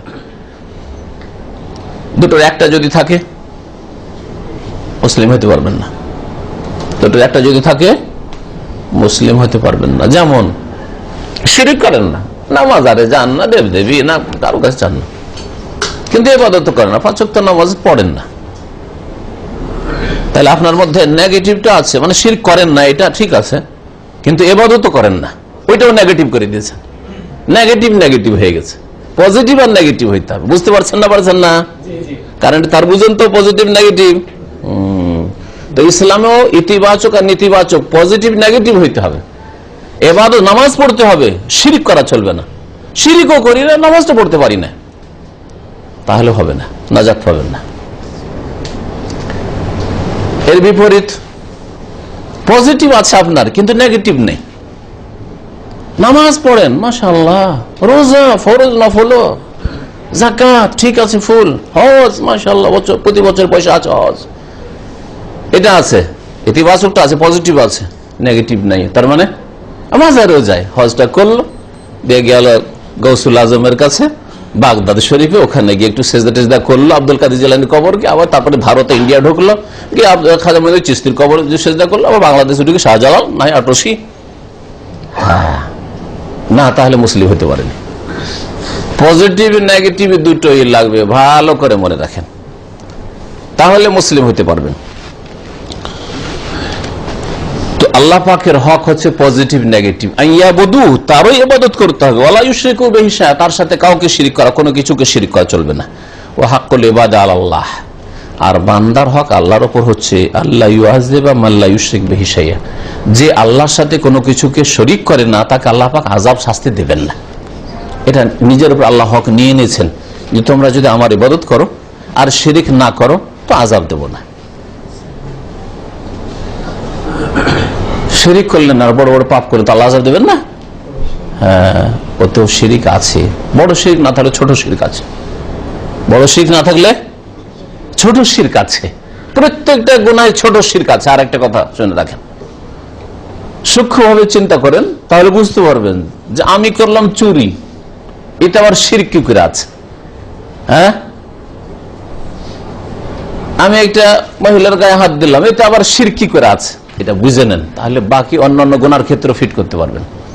বড় শিরক না থাকলে ছোট শিরক আছে। মহিলার গায়ে যখন হাত দিয়েছেন, অপর মহিলার গায়ে, আপনি ভুলে গেছেন যে আল্লাহ দেখছেন, জানেন না যে আল্লাহ দেখছেন, তা আল্লাহর সামনে কি করে আপনি হাত দিলেন? আপনার বাপ যদি দেখতো, আপনার বস যদি ক্যামেরা লাগিয়ে দেখছে, ক্যামেরা লাগানো আছে ক্যাম্পের মধ্যে, আর একটা মহিলা, হাত দিতে পারবেন? তাহলে বসকে ভয় করছেন, বাপকে ভয় করছেন, আল্লাহকে তো ভয় করলেন না, তাহলে শিরক পাওয়া গেল না গেল না? বুঝতে পেরেছেন? চুরি করে একটা দামি মোবাইল উঠেই নিলেন, আল্লাহ দেখে নেন, এটা বুঝতে পারলেন না, ওটা কোথায় গেল? আকীদা থেকে, অন্তর থেকে গায়েব হয়ে গেল, দুর্বল হয়ে গেল। তাহলে আল্লাহকে ভয় করলেন, আল্লাহ দেখছেন, সবকিছু দেখছেন, তারপরে পাপ করে ফেললেন। কিন্তু যদি ওই মোবাইলওয়ালা দেখে নিত, কখনো চুরি করতেন না, করতেন? তাহলে মোবাইলওয়ালাকে ভয় করলেন, বন্য কারো আর 5টা নজর এদিক ওদিক আছে, আর উঠাইলে দেখে নিবে, তাই না? তাহলে মানুষকে ভয় করলেন, আল্লাহ পাককে ভয় করলেন, শিরক হইল না? হলো না? এইভাবে প্রত্যেকটি গুনাহ, যারা গুনাহগার তাদের মধ্যে শিরক আছেই আছে, বড় শিরক না থাকলেও ছোট শিরক আছে। তাহলে আল্লাহ কাকে আযাব দেবেন না? যে বড় শিরক ছোট শিরক সমস্ত শিরক মুক্ত হবে তাকে আল্লাহ আযাব দেবেন না, তাকে আল্লাহ আযাব দেবেন না। বুঝতে পেরেছেন? তাহলে আর গুনাহ করবেন? হ্যাঁ, ফরজ ওয়াজিব ছাড়বেন? অসুবিধা নেই। জোহরের সময় মদির থাকে যে নামাজ না পড়লে খারাপ ভাববে, ডিউটির সময় সে নামাজটা পড়লেন, ফজরের সময় কেউ দেখে না, সে নামাজ পড়লেন না, শিরক করলেন না করলেন না আপনি? হ্যাঁ, কারণ এই ফজরের সময় যদি আবার জিএম চলে আসতো যে নামাজি আর অকে যদি ভয় করতেন না, ঠিকই নামাজ পড়তেন, কিন্তু আল্লাহ দেখলেন না, আপনি পরোয়া করলেন না, শিরক হলো না?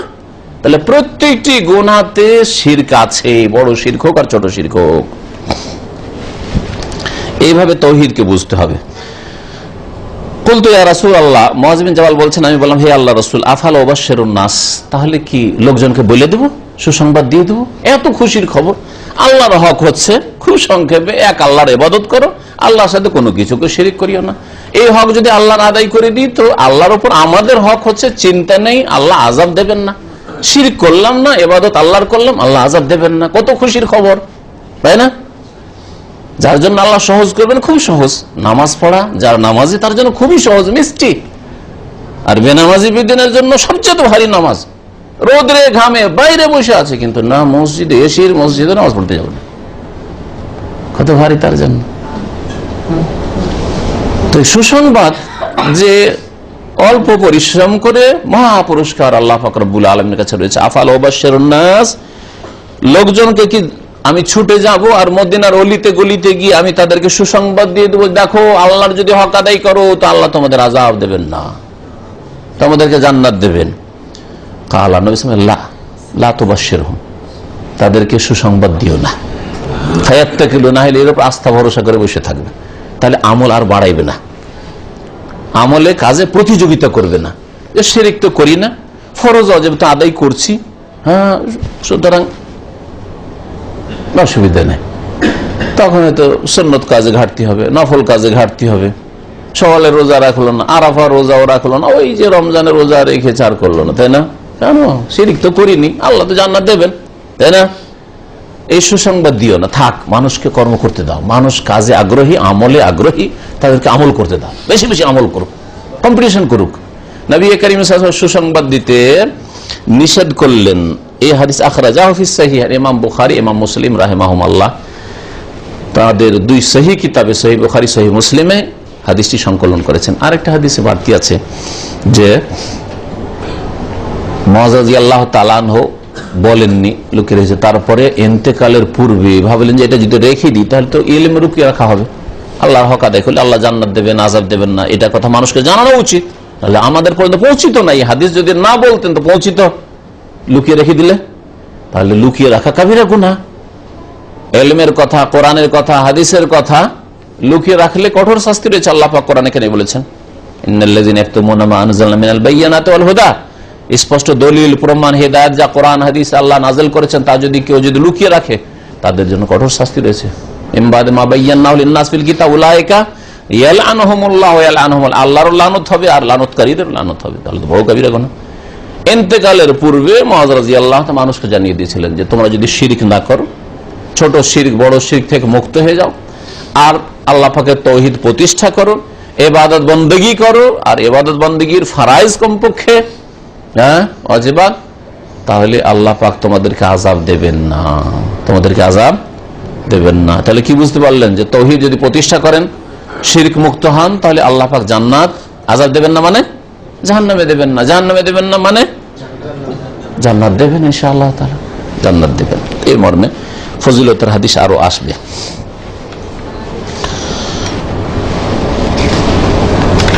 লেখকের বক্তব্য যে আয়াত হাদিসগুলি ছিল, আয়াত আর হাদিস নিজের কথা কিছু পাবেন না, এই কিতাবে শেষ হয়ে গেছে। এখন এতে কিছু কথা আর বলবো শেষ দিকে।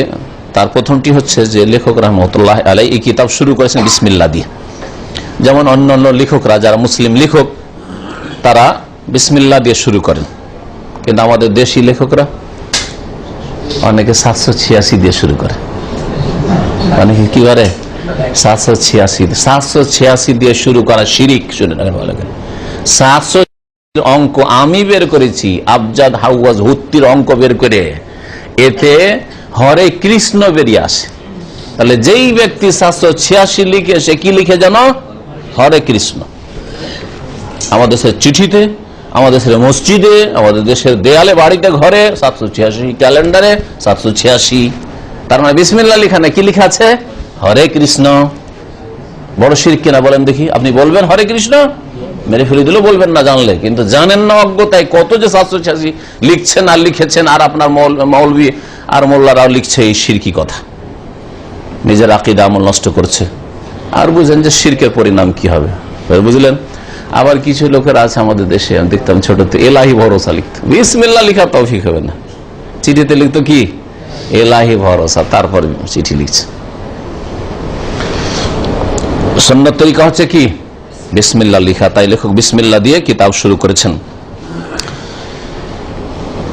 এতে কোরআনে কারীমের অনুসরণ করা হয়েছে। কোরআনে কারীমের সূরা ফাতিহার আগে বিসমিল্লাহ, প্রত্যেকটা সূরার আগে, সূরা তওবা ছাড়া বিসমিল্লাহ আছে। আর বিশেষ করে যখন কোরআন শুরু হয়েছে তখন সূরা ফাতিহায় বিসমিল্লাহির রহমানির রহিম আল্লাহ পাক শুরু করেছেন। রাসূলুল্লাহ সাল্লাল্লাহু আলাইহি সাল্লাম চিঠিপত্র রাজা বাদশাদেরকে যে লিখতেন ইসলামের দাওয়াত দিয়ে, বিসমিল্লাহির রহমানির রহিম মুহাম্মাদিন আবদুল্লাহি ওয়া রাসূলিহি ইলা হিরাকল আজিমির রোম সালামুন আলা মান ইত্তাবাল হুদা, বিসমিল্লাহ দিয়ে শুরু করতেন। তাই আল্লাহ পাক যেইভাবে শুরু করেছেন ওইভাবে লেখক শুরু বিসমিল্লাহ দিয়ে শুরু করেছে। রাসূলুল্লাহ সাল্লাল্লাহু আলাইহি সাল্লাম তার লিখনী চিঠিপত্র বিসমিল্লাহ দিয়ে শুরু করতেন, তাই বিসমিল্লাহ দিয়ে লেখক শুরু করেছেন। এবং এই মর্মে একটি হাদিস আছে, যে হাদিসটিকে হাসান বলা হয়েছে, যদিও কেউ এই হাদিসটিকে দুর্বল বলার চেষ্টা করেছে, কিন্তু হাদিস অনেক ওলামারা হাদিসটাকে হাসান বলেছেন।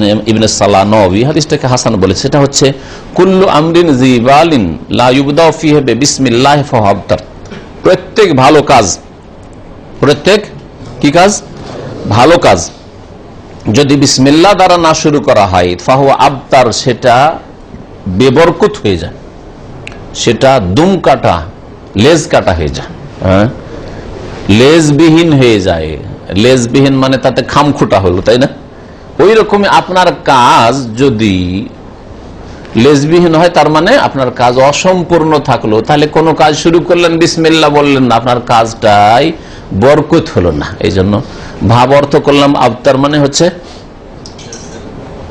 জি, আবতার মানে হচ্ছে বরকত না থাকা, যাতে বরকত নেই। আল্লাহ পাক সূরা কাউসারে কি বলে? ইন্না শানিয়াকা হুয়াল আবতার, হে নবী তুমি আবতার নও। কাফেররা নবীকে আবতার বলতো, কাফেররা মুশরিকরা মক্কার নবীকে আবতার বলতো। কেন? হ্যাঁ, নবীর কোনো ছেলে সন্তান নাই, মেয়ে সন্তান। মেয়ে সন্তান তো নবী মারা গেলে তো শেষ, যার মেয়ে সন্তান, মেয়েগুলো এদিক ওদিক বিয়ে দিয়ে দিল, বাড়ি খালি, তাই না? বুড়ো বুড়ি ইন্তেকাল করে শেষ না? এই যুক্তি কাফের মুশরিকরা পেশ করে বলতে যে নবী তো আবতার, আমাদের তো ছেলে সন্তান আছে, বাড়ি ঘর যোগাবে, দেখবে, হ্যাঁ থাকবে, আমাদের প্রজন্ম থাকবে, যে অমুকের ছেলে অমুকের নাতি। কিন্তু নবীর কোথায়? শুধু মেয়ে। তো আল্লাহ বলছেন যে হে নবী, নবী দুঃখিত হইতেন কাফেরদের কথায়। আল্লাহ সান্ত্বনা দিয়ে বলছেন ইন্না শানিয়াকা হুয়াল আবতার, নিশ্চয় তোমার দুশমনরা, তোমার শত্রুরাই হচ্ছে লেজ কাটা, তুমি লেজ কাটা না। তোমার মধ্যে আল্লাহ বরকত আর বরকত রেখেছেন, মোবারক নবী। তোমার যদি নিজের আপন ছেলে না থাকে, ওরসজাত সন্তান বেঁচে না থাকে আল্লাহর হেকমতে, কিন্তু তোমার ঈমানি সন্তান কিয়ামত পর্যন্ত অসংখ্য থাকবে। হ্যাঁ, তোমার নাম লেনেওয়ালা নিজের ছেলে মেয়ে থেকে যেমন নাম না, তার চাইতে কত বেশি, সবচেয়ে বেশি নাম উচ্চারণ করা হয় আল্লাহ পাকের পরিকার আজকে পৃথিবীতে, আজকেও মুহাম্মদ রাসূলুল্লাহ সাল্লাল্লাহু আলাইহি ওয়াসাল্লাম। আর কত শ্রদ্ধা ভরে, আর নাম আসলে সাল্লাল্লাহু আলাইহি ওয়াসাল্লাম, পিস বি আপন হিম, তার উপর রহমত শান্তির ধারা বর্ষিত, বলছেন না? বলছেন না? কত শ্রদ্ধার সাথে, কত মহব্বতের সাথে, বরকতময় নবী করিম সাল্লাল্লাহু আলাইহি ওয়াসাল্লাম। আর কাফের মুশরিক আবু জাহলের নাম কেউ নিচ্ছে, আর নিল ঘৃণা ভরে নাম আবু লাহাব, অথচ নবীরই চাচা, কিন্তু ঈমান ছিল না, যার ফলে আবু লাহাবের নাম নিল তাব্বাত ইয়াদা আবি লাহাব, আবু লাহাবের 2 হাত ধ্বংস হোক, এই বলেই নাম উচ্চারণ করা হয় আবু লাহাবের। আর সেও ধ্বংস হোক, ওর স্ত্রীও অমরাত হোক, তাই না? চিন্তা করেন তাহলে। আল্লাহ পাক ওখানে আবতার শব্দটি বলেছেন। তো যেই ব্যক্তি বিসমিল্লাহ ছাড়া কোনো ভালো কাজ শুরু করবে, তাতে কোনো বরকত হবে না, লেজবিহীন হবে, মানে বরকত হবে না। এই জন্য বিসমিল্লাহ ছাড়া মকতুল বারাকা, যাতে কোনো বরকত হয় না। ভালো কাজ বলা হয়েছে, তাহলে মন্দ কাজ যেগুলো, ময়লা আবর্জনা সাফ করা, ইস্তেঞ্জা করছেন, পেশাব পায়খানা সাফ করছেন, বিসমিল্লাহ বলবেন না? ওইটা তো বিসমিল্লাহ বলবেন না। হ্যাঁ, ময়লা আবর্জনা সাফ করছেন তো বিসমিল্লাহ। কিন্তু ভালো কাজ, কোরআন তেলাওয়াত করছেন, রাসূলুল্লাহ হাদিস পড়ছেন, একটা বই পড়ছেন, বাড়িতে ঢুকছেন, ভালো কাজ করছেন, হ্যাঁ বিসমিল্লাহ বলবেন। হাদিস আছে বিসমিল্লাহ বলেন এবং সালাম বলেন বাড়িতে ঢুকলে। এইভাবে যত ভালো কাজ রয়েছে, খাওয়া দাওয়া শুরু করছেন বিসমিল্লাহ, পানি খাচ্ছেন বিসমিল্লাহ, জি শুরুতে বিসমিল্লাহ আর শেষখানে আলহামদুলিল্লাহ। নাকি প্রত্যেক লোকমাতে বলতে হবে? হ্যাঁ, বিসমিল্লাহ ওয়ালা বারকাতিল্লাহ, হ্যাঁ এই বিদাত, এইভাবে বাড়ানো, বিসমিল্লাহর সাথে ওয়ালা বারকাতিল্লাহ লাগিয়ে দিলেন, বিদাত।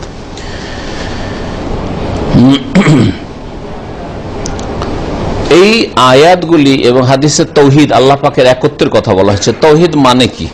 তৌহিদ মানে কে বলতে পারেন? একটু বলেন দেখি। তৌহিদের শাব্দিক অর্থ কি? শুধু একত্ব। তৌহিদের শাব্দিক অর্থ বলেছি, ওয়াহাদা ইউয়াহিদু তৌহিদান, মানে একত্ব, কোনো কিছুকে এক করা, হ্যাঁ একত্রীকরণ, এককরণ, এটা হচ্ছে তৌহিদ। এজন্য সৌদি আরব খণ্ড বিখণ্ড হয়ে, সৌদি আরব আগের যুগে এক এক এলাকার এক একটা শাসক ছিল, আমির ছিল, সবকে একত্রিত করলেন মালিক আব্দুল আজিজ রাহিমাহুল্লাহ তাআলা। এই জন্য তৌহিদুল মামলাকা বলা হয়। কিংডম সৌদি আরবকে এক করা হয়েছে। হেজাজ আলাদা ছিল, নাজদ আলাদা ছিল, অমুক এলাকা আলাদা, অমুক এলাকা আলাদা, আল-হাসা আলাদা ছিল, এইভাবে ছিল। তৌহিদুল মামলা, তৌহিদ, তৌহিদের শাব্দিক অর্থ তাহলে এক করা। আর এই তৌহিদ শব্দটি আসছে ওয়াহিদ আহাদ থেকে, কুল হু আল্লাহু আহাদ, হ্যাঁ আল ওয়াহিদুল কাহার। কোরআনে আল্লাহ পাক রব্বুল আল্লাহকে আহাদও বলেছেন আর আল্লাহকে ওয়াহিদও বলেছেন। তিনি ওয়াহিদ, তিনি আহাদ, আল্লাহ পাক রব্বুল আলামিন, এগুলি গুণবাচক নাম, একক তিনি। শরীয়তের ভাষায়, ইসলামের ভাষায় তৌহিদ কাকে বলে? সেটা হচ্ছে ইফরাদুল্লাহ তাআলা। তৌহিদ হচ্ছে ইফরাদুল্লাহ তাআলা, আল্লাহকে এক মনে করা, এক মনে করা, এক বলে স্বীকার করা, তার একত্বের বাস্তবায়ন করা। তিনটে মনে রাখবেন। তৌহিদুল্লাহ মানে আল্লাহ পাকের একত্ব, অন্তর্বিশ্বাস করা আল্লাহ একক, প্রথম অন্তর্বিশ্বাস, তারপরে মুখে সেটা স্বীকার করবেন আর কাজে পরিণত করবেন। তৌহিদ বিরোধী কোনো কাজ করবেন না, কোনো কথা বলবেন না। এই তৌহিদ অন্তরে আপনার বিশ্বাস হয়েছে, এর সাক্ষ্য প্রদানের জন্য হচ্ছে কালেমা তাইয়্যিবা, আশহাদু আল্লা ইলাহা ইল্লাল্লাহ, সাক্ষ্য প্রদান করছি যে আল্লাহ ছাড়া কেউ আর কোন সত্য মাবুদ নেই। ও আশহাদু, আরো সাক্ষ্য প্রদান করছি মুহাম্মদ সাল্লাল্লাহু আলাইহি সাল্লাম আল্লাহ পাকের বান্দা ও রাসূল, মুহাম্মাদান আবদুহু ওয়া রাসূলুহু। তৌহিদকে উলামারা তিন ভাগে ভাগ করেছে, যেমন শুরুতে বলেছে। ইনশাআল্লাহ তাআলা ওগুলি বিস্তারিত মাঝে মধ্যে আলোচনা করা যাবে।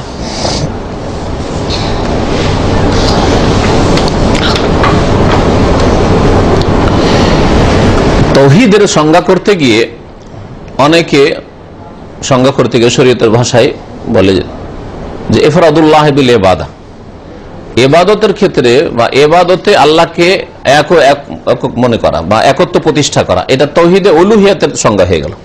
তৌহিদুল ইবাদা বা তৌহিদুল উলুহিয়াতের সংজ্ঞা হয়ে গেল যে ইবাদত সমস্ত আল্লাহর জন্য সুনির্দিষ্ট করা, আল্লাহ ছাড়া কারো যেন ইবাদত না হয়। ইবাদতের ধরন, ইবাদতের প্রকরণ তাহলে জানতে হবে। ইবাদত মানে শুধু নামাজের নাম ইবাদত না, নামাজের বাইরেও যদি সেজদা হয় ওটা ইবাদত। হ্যাঁ, রুকু, নামাজের ভিতর রুকুটাই শুধু ইবাদত না, হ্যাঁ নামাজের বাইরেও ঝোঁকা। সৌদি আরব ছাড়া অন্যান্য দেশে বড় বড় নেতাদের সামনে ঝুঁকে যাওয়া, হ্যাঁ সেই হাত এই করেই ঝুঁকুক, অথবা এমন ভাবে দাঁড়াইলো যতক্ষণ পর্যন্ত বসতে না বলবে বসবেন না, এই যে রুকু, শিরক সব। হ্যাঁ, এইরকমই কোনো কিছুর সামনে, কোনো শ্রদ্ধেয় ব্যক্তির কবর সামনে গিয়ে একবারে চোখ বন্ধ করে নীরবতা পালন করা, এগুলো সব রুকু। এগুলো ভাববেন না যে না নামাজের রুকু তো আল্লাহর জন্য, এটা অসুবিধাটা কি, শ্রদ্ধা পেশ করলাম। হ্যাঁ, তো এইভাবে ইবাদতের ধরন, প্রকরণ এগুলোকে বুঝতে হবে। দোয়া ইবাদত, নামাজের ভিতরে দোয়া হোক, নামাজের বাইরে দোয়া হয়।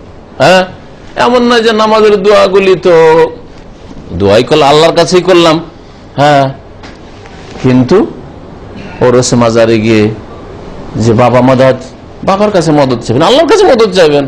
আরে মসজিদে থাকেন, ঘরে থাকেন, বাইরে থাকেন, যেখানে থাকেন আল্লাহর কাছে মদদ চাইবেন, বাবার কাছে মদদ চাইবেন। ইয়া গাউসুল আজম না, ইয়া আল্লাহ, আল্লাহর কাছে চাইবেন, কোনো মানুষের কাছে না। তাহলে ওটাও তো দোয়া, কিন্তু আমাদের দেশের মানুষরা বুঝেনি, ভাগ করে নিয়েছে যে ওটা ওদের জন্য, ওইটা ভাগ করে নিল। তাহলে ইবাদতকে, ওই একই দোয়াকে কিছু আল্লাহকে দিল, কিছু গায়রুল্লাহকে দিয়ে দিল। এইরকম শিরকে বহু মানুষ লিপ্ত রয়েছে। তো ইনশাআল্লাহ তাআলা আগামীতে ধীরে ধীরে, এত লম্বা কথা না বলে, তৌহিদের প্রকরণ, তৌহিদে রুবুবিয়ত, তৌহিদুল আসমা ওয়া সিফাত আর তৌহিদে উলুহিয়ত, এগুলো সম্পর্কে আলোচনা করব। আল্লাহ পাক রব্বুল আলামিন যেন আমাদেরকে তৌহিদ বুঝার তৌফিক দান করেন, আল্লাহ পাকের একত্র তৌহিদ প্রতিষ্ঠার যেন তৌফিক দান করেন, আল্লাহ পাক রব্বুল আলামিন যেন কোরআন এবং হাদিস মোতাবেক আমাদের জীবন যাপনের তৌফিক দান করেন, নবী করিম সাল্লাল্লাহু আলাইহি সাল্লামের আদর্শ সুন্নাত মোতাবেক জীবনের প্রত্যেকটি ক্ষেত্রে চলার যেন তৌফিক দান করেন। যেসব ভাইরা এখানে এসেছেন, আল্লাহ পাক তাদের সকলকে যেন হিদায়াতের উপর, দ্বীনের উপর রাখেন। আল্লাহ পাক যেন সুন্নাত মোতাবেক চলার তৌফিক দান করেন, 5 ওয়াক্ত সালাতের তৌফিক দান করেন, ফজর নামাজের আমাদেরকে জামাতে হেফাজত করার তৌফিক যেন দান করেন। সুবহান রাব্বিকা রাব্বিল ইজ্জাতি আম্মা ইয়াসিফুন ওয়া সালামুন আলাল মুরসালিন, আলহামদুলিল্লাহি রাব্বিল আলামিন।